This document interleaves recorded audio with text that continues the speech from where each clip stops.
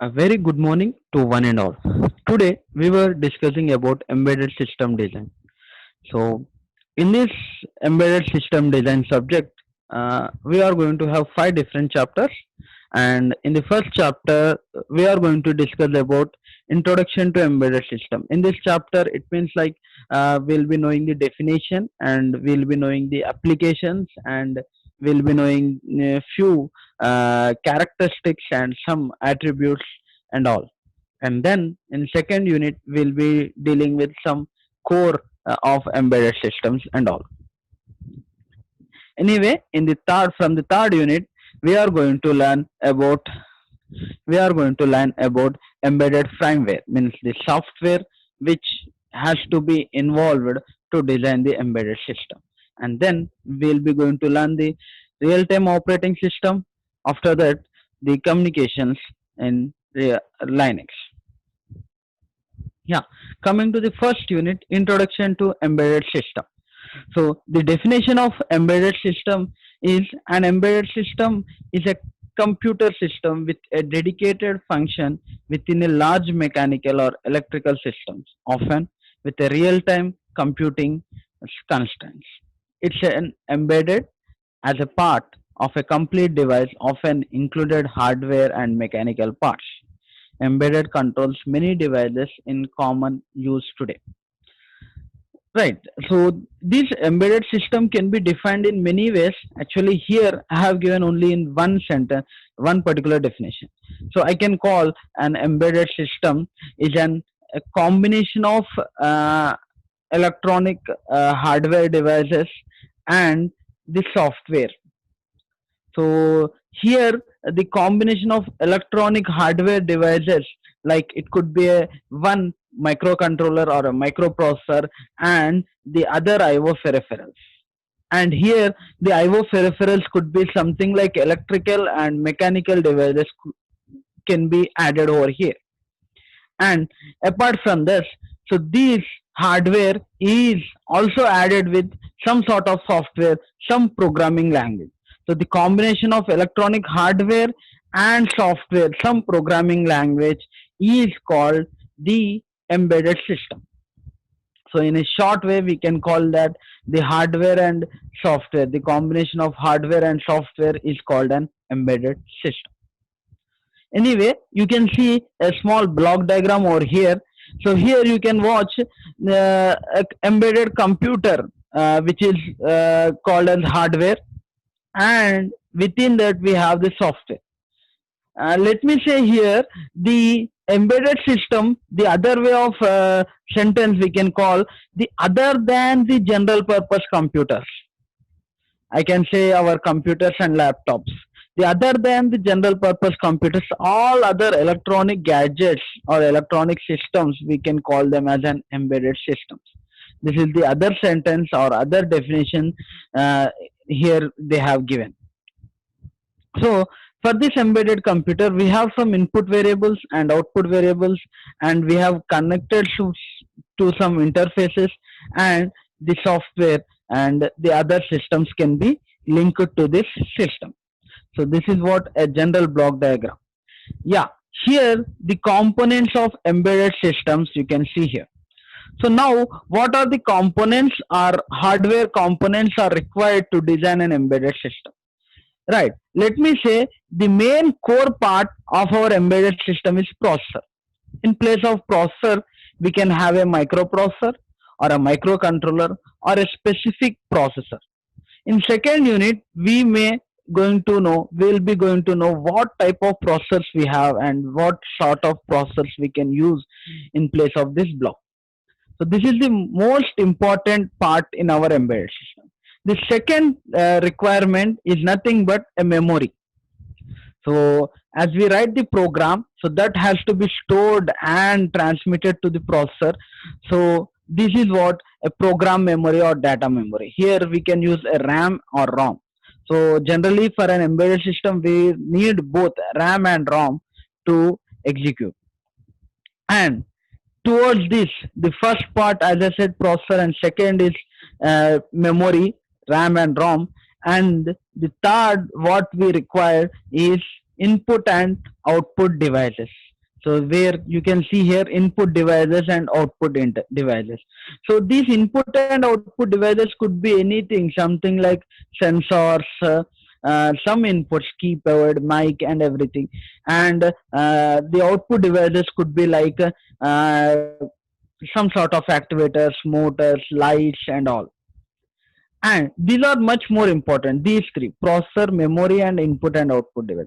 Apart from this, we also require timers, interrupt controllers, serial communications ports, parallel ports, and some application specific circuits, something like power supply, reset, and oscillator circuits. Of course, we require power supply, reset, and oscillator circuits is also most important.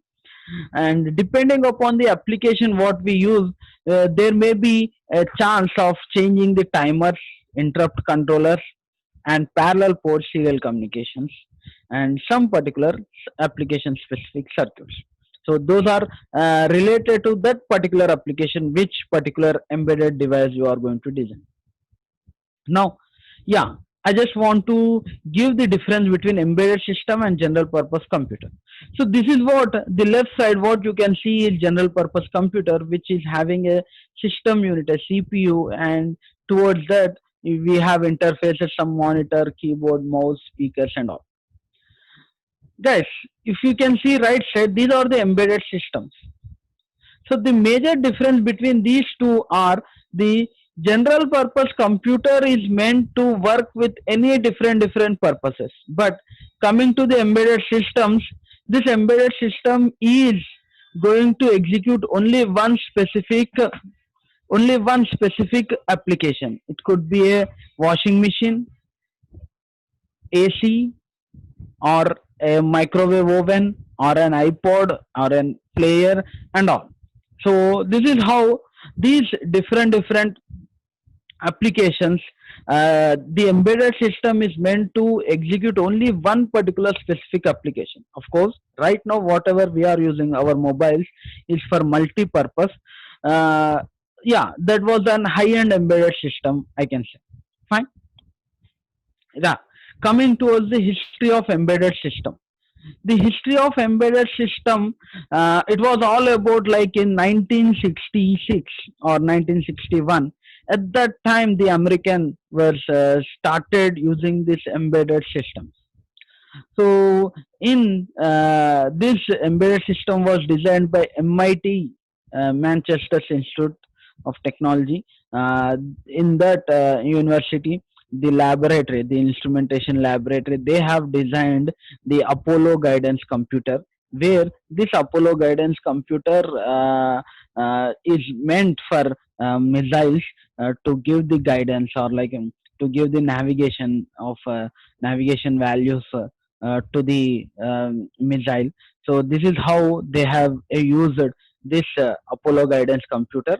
It was designed in 1961, and firstly they have used it in Manhattan missile in 1961, and then after that again it was used in Manhattan 2 in 1966, the D-17. So yeah, guys, this is what Apollo guidance computer, where you can see a module over here, where it has two modules within that, which was command module, and the other one is Lonar module. So using these two modules, you are going to get the guidance and control over the space, to give the particular latitude and longitude values to the system. Right. So this is about the history of embedded system. That is what Apollo guidance computer. Now let us classify this embedded system. As I said, we have multiple embedded systems, where we start with an home appliances, which could be a washing machine or an air conditioner and all, and the high end, which could be an my mobile, right? Our Android mobile, which has the multiple applications. So it was classified in many types. So generally, we have four different types of classifications: the classification done based on generation, based on the complexity, or based on the deterministic behavior, or based on the triggering. Let us go through the based on generation. So in generation, right now we were dealing with first generation, second generation, third and fourth generation. Of course, very soon we'll be going with fifth generation systems also.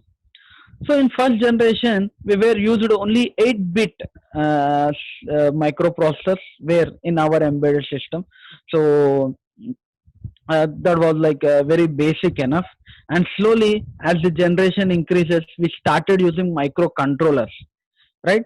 So guys, difference between microprocessor and microcontroller already we have discussed in the previous videos, right? So generally microprocessor in the sense only ALU units, some registers are considered. In microcontroller, along with microprocessor, we'll be having RAM, ROM, timers and all. So that is what the second generation bit high end, where we have used the 16-bit microcontroller, where you can see the all these washing machines and all, microwave ovens, all this. And in third generation, we started using 32-bit processor, and including that we have used DSP processors. I can say the mobiles where we are using in third generation. And slowly we came to the fourth generation, where right now we are using the smartphones. Apart from the calling and all messaging to our friends and all, relatives, we were using these smartphones for all other purposes, even for browsing and for transmitting the data and all. If you go with complexity based performance, we have three different types of complexity: small scale, medium scale and sophisticated.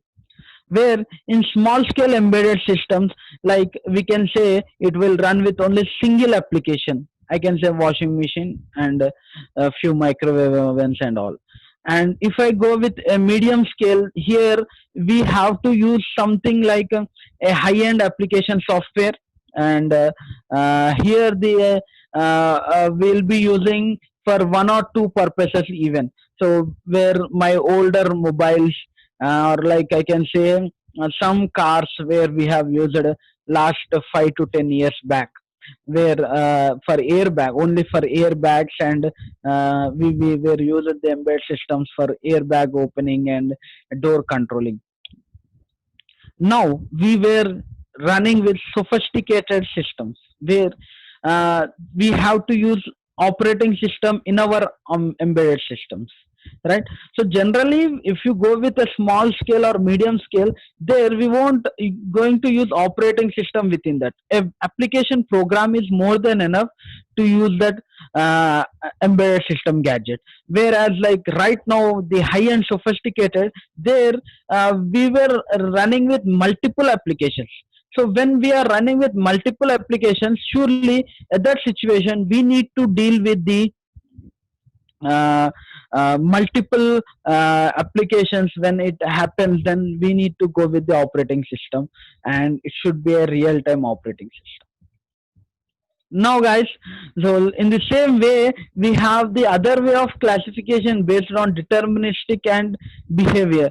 So few embedded systems are full-fledgedly deterministic and few are non-deterministic. So it means like only those systems, those applications are only meant for few purposes only, and some are meant for, it can be used for two or three purposes.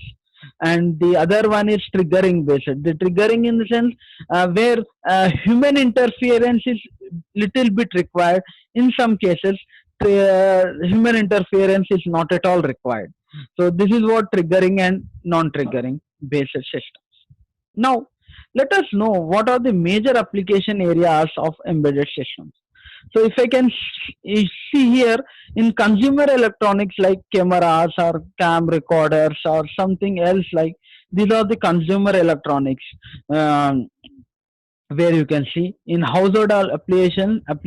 I have said like TV, DVD player, washing machine, microwave oven, ACs, all this comes under the household applications. And automotive industry, like in cars and of course in bikes even, and in many multiple high end company trucks and all, they are using anti-lock braking system, automatic navigation system, automatic airbag opening system, and automatic door closing system. All this comes under the embedded applications were used in automotive industries and telecom. So even we know in telecom, we were switched with from general telephones towards the handset mobiles, right? So this is what, because of embedded systems.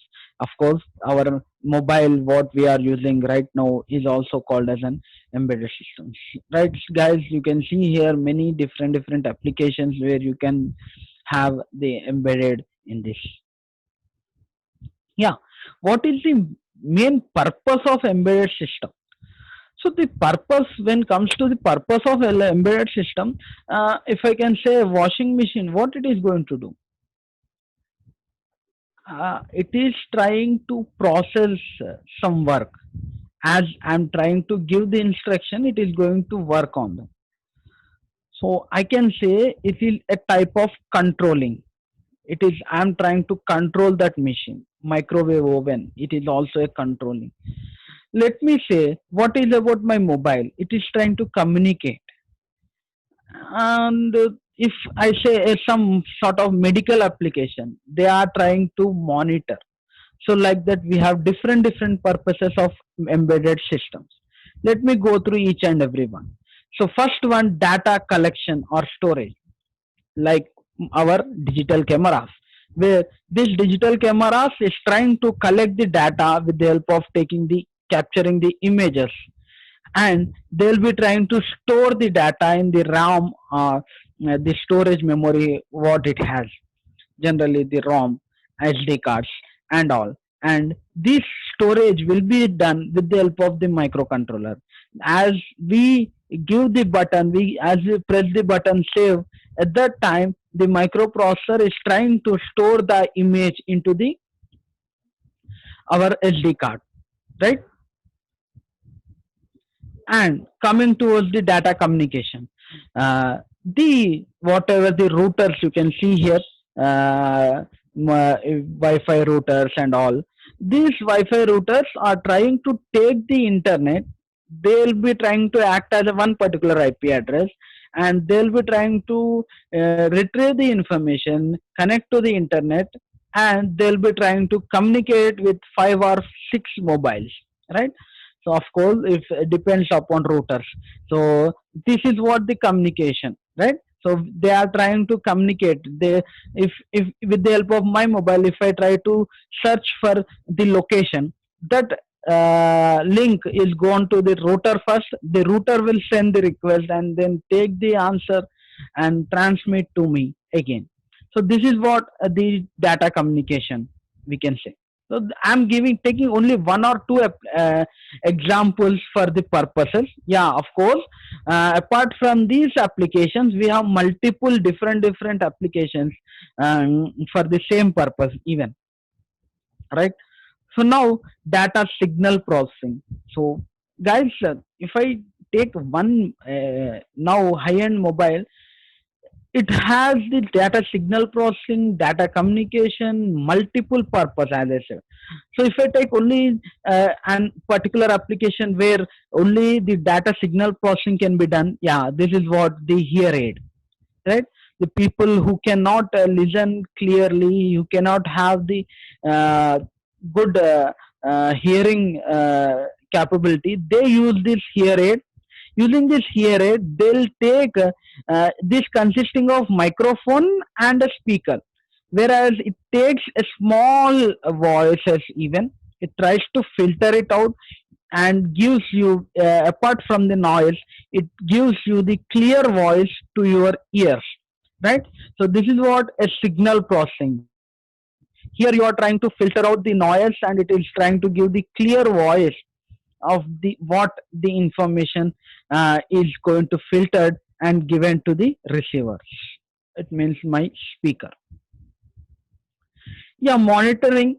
Surely, if we discuss about monitoring, most probably we go with the medical applications where the ECG reading and the uh, defibrillator and all. So these are trying to monitor the patient's health condition, right? So these are all embedded devices where they are trying to, with the help of electrodes and all, they are trying to monitor the patient, controlling, of course, AC, right?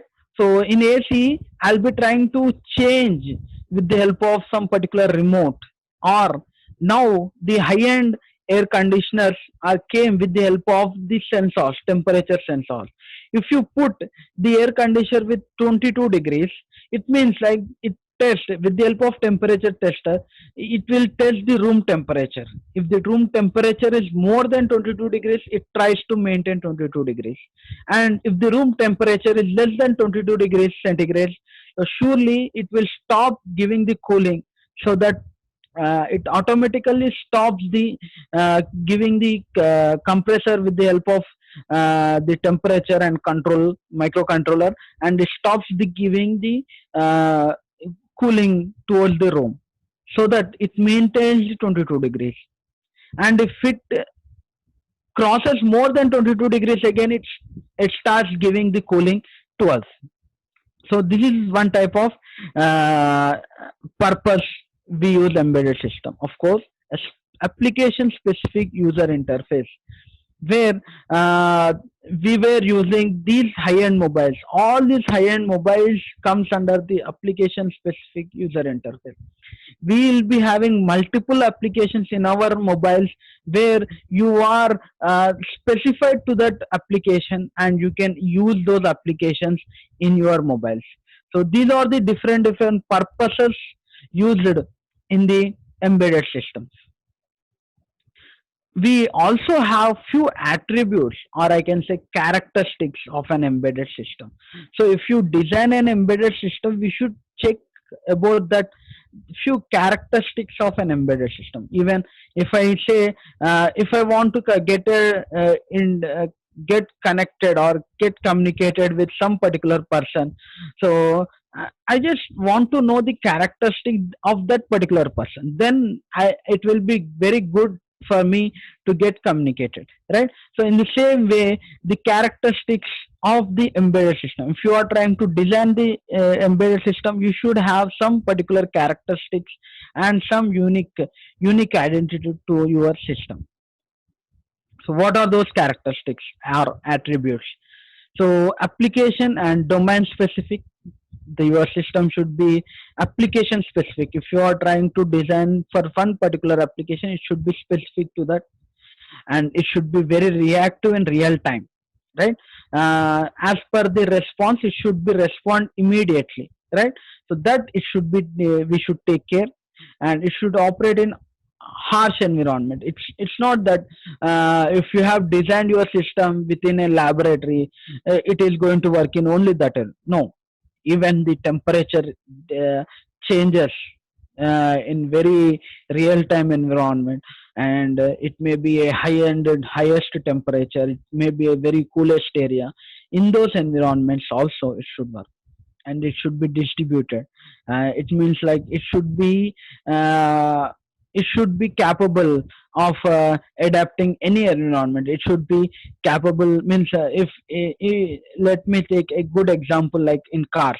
Car is a mechanical machine, I can say, mechanical device, where in that mechanical device my system is a small system which is embedded in it. Means it should be within the mechanical device, one embedded system is embedded to that.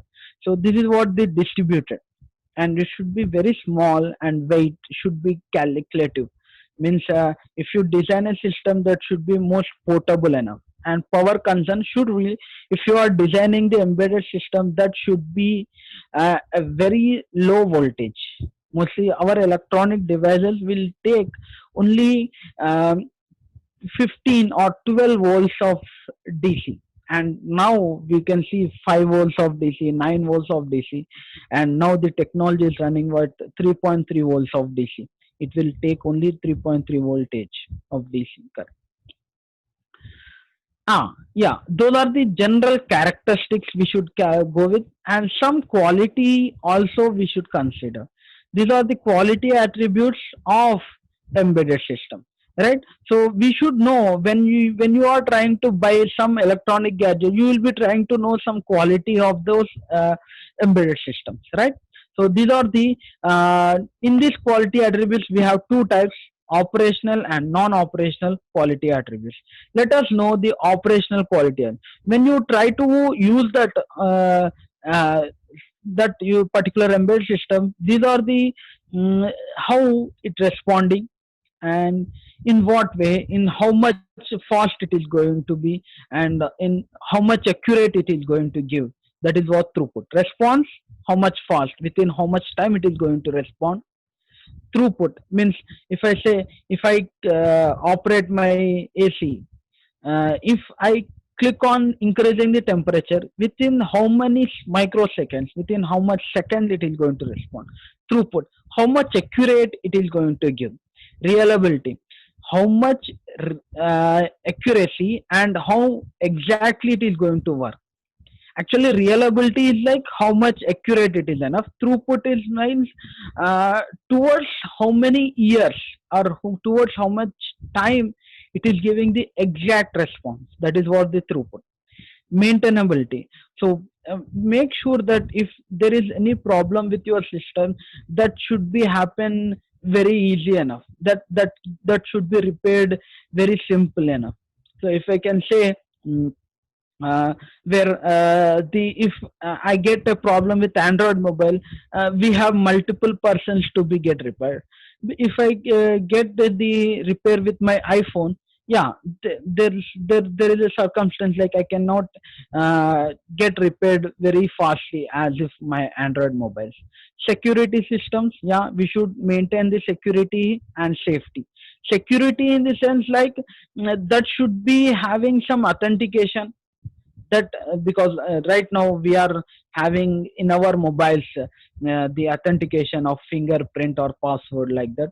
Safety in the sense, uh, if if there is any, means if my mobile fall down, or if it is if I'm moving with in a rain, so how much good enough your mobile is.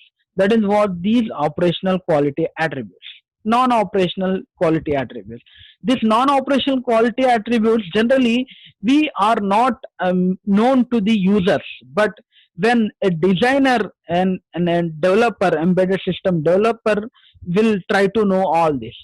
Testing and debugging, when you are trying to design a system and keep it in the market, we should make sure that all the bugs are cleared enough with your system. And availability means, is it the right time to give this system.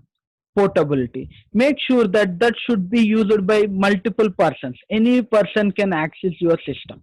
Time to prototype in the market, time to prototype in the market, in the sense like, if you have designed a system where, let me say, let me take again as an example my mobile, where my mobile has only 16 GB of storage capacity, and which is only 4 inches of screen, and which has a keypad, not just a screen. Does it going to if I keep this at this time, if I design such a mobile and keep it in the market, does it going to work, or does it going to sell sold? No, because we have the good enough high end mobiles where right now in the market. So we should check out, like, if you are designing a prototype, is it right time to keep it in the market or not. And per unit total cost, if you have a mobile, Android mobile, if you are selling it for 10,000 or 12,000, 6,000, 8,000, yeah, mostly they'll be going to buy. If you sell your mobile, let me say, for 60,000, yeah, surely people will think to buy that. So you should check it out, like how much cost you are going to keep for that design, and how much cost you are selling it for. So guys, this is about the first unit, introduction to embedded system. These are the few definition, applications, and the purpose of embedded system, and few quality attributes of embedded system we have learned. In next video, we'll be going to learn about the second unit, which is all about like what is the hardware parts in our embedded system. Thank you.